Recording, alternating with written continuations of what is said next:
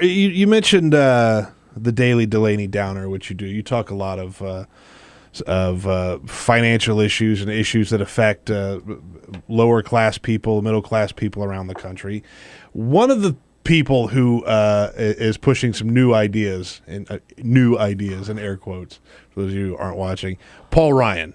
Paul Ryan had some interesting things to say at CPAC. What is he pushing these days?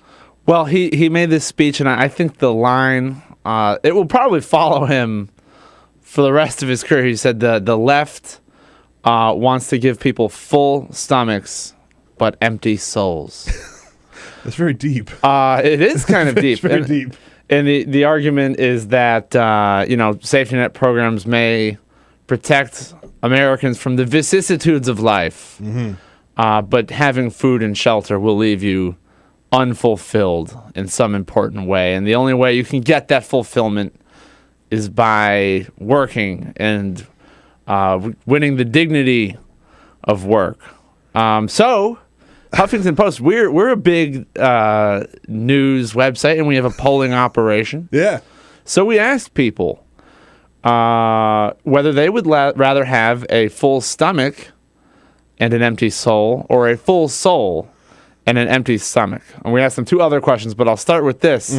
Paul Ryan, it turns out, has his finger on the pulse of the American people, who 72% to 28% would rather have the empty stomach and the full soul. However, we also asked people if a job that doesn't pay basic living expenses gives them dignity, even though they might have empty stomachs.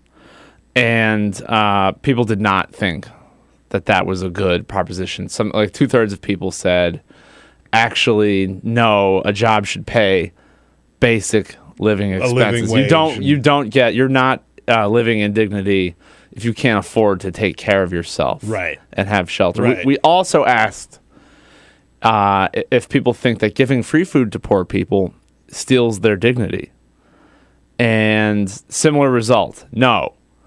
Giving free food to poor people by a 63% to 90% margin.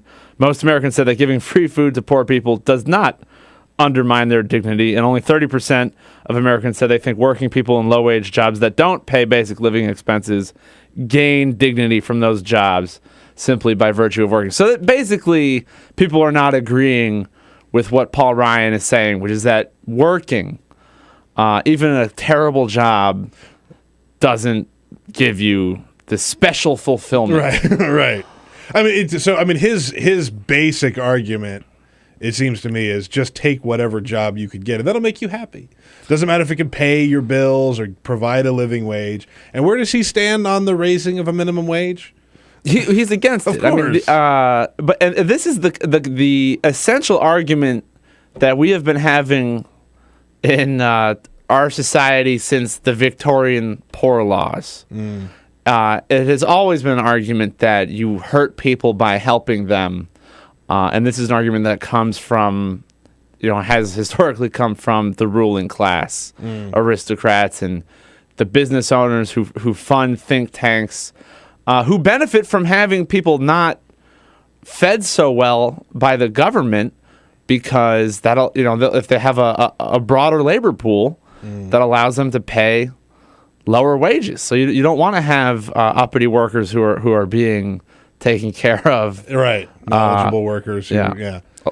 It's an interesting theme. I think that falls into a lot of what came out of CPAC, where the Republicans were all saying, like, we're the party of ideas. We're the party of ideas. We need to put some ideas on the table, and then not a lot of new ideas were really put on the table, and the ones that were kind of not received all that well. I think in the last few weeks, there's been a really clear distillation when this Congressional Budget Office said Obamacare could reduce the workforce by a couple million people, because those people would voluntarily be leaving jobs, which is different from Obamacare crushing these jobs by reducing demand for goods and services. Democrats were like, well, that's kind of good, and Republicans said that's terrible, because they don't want labor reducing its own supply. Right.